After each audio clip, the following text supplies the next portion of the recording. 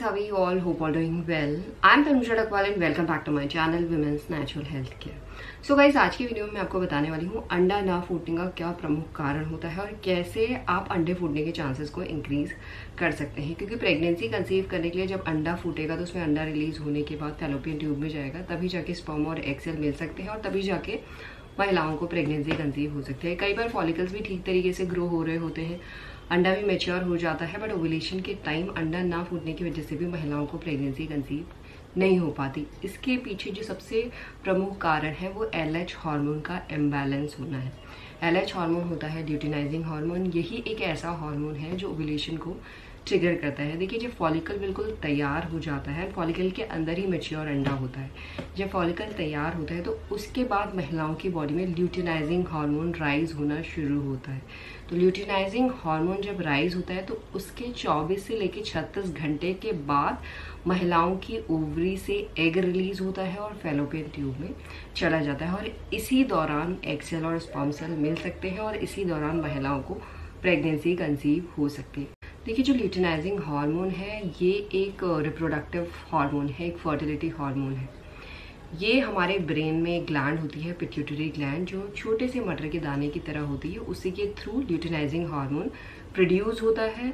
Ovulation के time ये ovaries को सिग्नल देता है, सिग्नल सेंड करता है कि मैच्योर अंडे को रिलीज करो, तब जाके ओव्यूलेशन के टाइम मैच्योर अंडा रिलीज हो। अगर पिट्यूटरी ग्लैंड ठीक तरीके से काम नहीं करती है तो ल्यूटिनाइजिंग हार्मोन या तो ज्यादा हो जाता है, उसका लेवल ज्यादा हो जाता है नॉर्मल रेंज से, या ल्यूटिनाइजिंग हार्मोन ठीक तरीके से प्रोड्यूस ही नहीं हो पाता। गाइस, आपने देखा होगा, आप में से भी कई महिलाएं ओव्यूलेशन को जानने के लिए ओव्यूलेशन किट का यूज करती है। देखिए, ओव्यूलेशन किट में भी LH हार्मोन यानी ल्यूटिनाइजिंग हार्मोन डिटेक्ट होता है, जिसके थ्रू महिलाएं जान पाती है कि महिलाओं का ओव्यूलेशन होने वाला है। बट 101% श्योरिटी आपको ओव्यूलेशन किट भी नहीं दे सकती कि आपका ओव्यूलेशन होगा ही होगा, यानी आपका अंडा फूटेगा ही फूटेगा, आपकी ओवरी से एग रिलीज होगा ही होगा। 101% कोई श्योरिटी नहीं दे सकता। 99% चांसेस होते हैं कि अगर आपका LH हार्मोन डिटेक्ट हुआ है ओव्यूलेशन किट में तो आपका ओव्यूलेशन होगा, बट ज़रूरी नहीं है।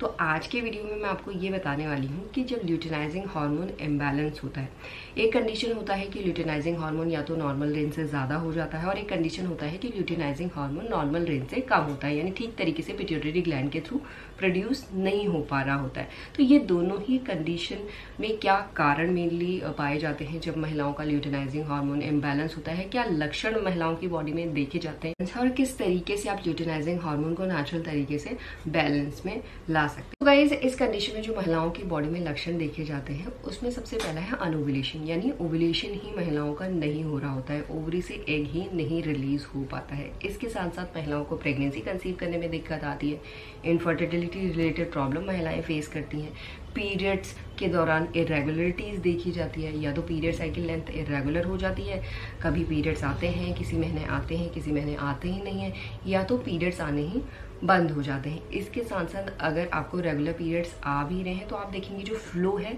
वो बहुत ज़्यादा कम है या तो बहुत ज़्यादा हैवी ब्लीडिंग आपको हो रही है। इस कंडीशन में महिलाओं को हॉट फ्लैशेस की प्रॉब्लम भी होने लग जाती है और साथ ही साथ महिलाओं की जो लिबिडो है वो बहुत ज़्यादा कम हो जाती है, कांटेक्ट में रहने का मन ही नहीं करता। तो ये कुछ कॉमन से लक्षण हैं जो दर्शाते हैं कि महिलाओं का ल्यूटिनाइजिंग हार्मोन ठीक तरीके से काम नहीं कर रहा है। ल्यूटिनाइजिंग हार्मोन को नेचुरल तरीके से जल्दी बैलेंस में लाना चाहते हैं तो उसका बेस्ट तरीका है कि आपको स्ट्रेस को रिड्यूस करना है। क्योंकि गाइस देखिए, अगर आपका स्ट्रेस रिड्यूस नहीं है तो इसका मतलब आपका ब्रेन भी काम नहीं है और आपके ब्रेन में जो पिट्यूटरी ग्लैंड है उसके थ्रू ही ल्यूटिनाइजिंग हार्मोन प्रोड्यूस होता है। तो बेस्ट तरीका है कि आपको स्ट्रेस को रिड्यूस करना है। स्ट्रेस को रिड्यूस करने का बेस्ट तरीका है डेली आप मेडिटेशन कीजिए, एक्सहेल इनहेल थेरेपी कीजिए, योगा कीजिए, मॉर्निंग की धूप में 20 to 30 मिनट्स वॉक कीजिए। इससे आपका मूड भी अच्छा होता है, ब्रेन भी काम होता है और आप एनर्जेटिक भी फील करते हैं। तो ये सबसे पहला काम आपको करना है। इसके साथ डाइट बहुत इंपॉर्टेंट रोल प्ले करती है आपके ल्यूटिनाइजिंग हार्मोन को बैलेंस में लाने के लिए, क्योंकि बहुत बड़ा कारण है ल्यूटिनाइजिंग हार्मोन इम्बैलेंस होने का माल न्यूट्रिशन। तो डाइट में मेनली फोकस करना है आपको विटामिन B6 रिच फूड्स में, विटामिन B12 रिच फूड्स में, विटामिन D रिच फूड्स में, या विटामिन D तो ऑटोमेटिकली आपको सनलाइट से मिलता है, तो सनलाइट आपको डेली लेनी है। सनलाइट में वॉक कीजिए, आपकी एक्सरसाइज भी हो जाएगी और साथ में आपकी बॉडी में जो न्यूट्रिशन है, विटामिन D की डिफिशियंसी है, वो भी ऑटोमेटिकली ठीक होने लग जाती है। और इसके साथ नट्स में मेनली आप फोकस कीजिए, आमंड्स या अखरोट लेना चाहिए आपको, क्योंकि अखरोट में ओमेगा 3 भी होता है।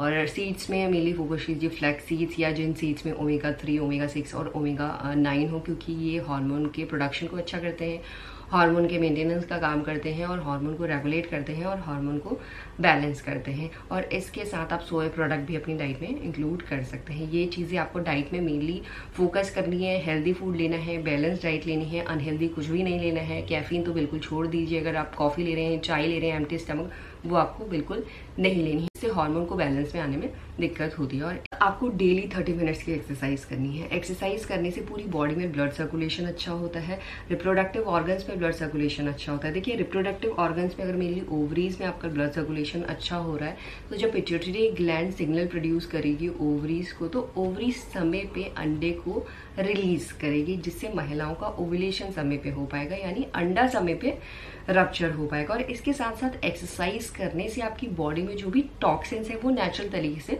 फ्लश आउट होते हैं। जो स्वेटिंग आपको होती है एक्सरसाइज के दौरान, उसका मतलब है आपकी बॉडी में जो टॉक्सिन्स हैं वो आपकी बॉडी से नेचुरल तरीके से बाहर निकल रहे हैं। तो एक्सरसाइज को बिल्कुल आपको करना ही करना है। इसके साथ आपको 7 to 8 आवर्स की क्वालिटी स्लीप लेनी है। जब आप सोते हैं गाइस, तब भी आपकी बॉडी रिलैक्स होती है, आपके ब्रेन को आराम मिलता है और साथ में साथ आपकी बॉडी में हार्मोन का प्रोडक्शन भी ठीक तरीके से हो पाता है। और इसके साथ जिन महिलाओं को PCOS PCOD की प्रॉब्लम है, उन महिलाओं को अपनी डाइट में मायो इनोसिटॉल फूड्स का इंटेक भी जरूर करना है, क्योंकि PCOS PCOD की कंडीशन में ल्यूटेनाइजिंग हार्मोन बढ़ा हुआ होता है। तो उसे बैलेंस में लाने के लिए अपनी डाइट में मायो इनोसिटॉल फूड्स इंक्लूड कीजिए। तो जो भी मैं आपको बता रही हूँ, ये सब आपको फूड्स के थ्रू लेना है। अगर आपको ये नहीं पता कि विटामिन B6 फूड्स क्या होते हैं, तो आप गूगल में सर्च करेंगे तो आपको पूरी लिस्ट मिल जाएगी। उन फूड्स को अपनी डाइट में इनटेक करके नेचुरल तरीके से आप ल्यूटेनाइजिंग हार्मोन को बैलेंस में ला सकते हैं, जिससे आपका समय पे अंडा रप्चर होगा और आप अपने नेचुरल तरीके से प्रेगनेंसी कंसीव करने के चांसेस को भी बढ़ा सकते हैं। यही आज का वीडियो गाइस, होप करती हूँ ये वीडियो आप लोगों को हेल्पफुल लगा होगा। And thanks for watching this video. Will see you soon my next video. Till then bye.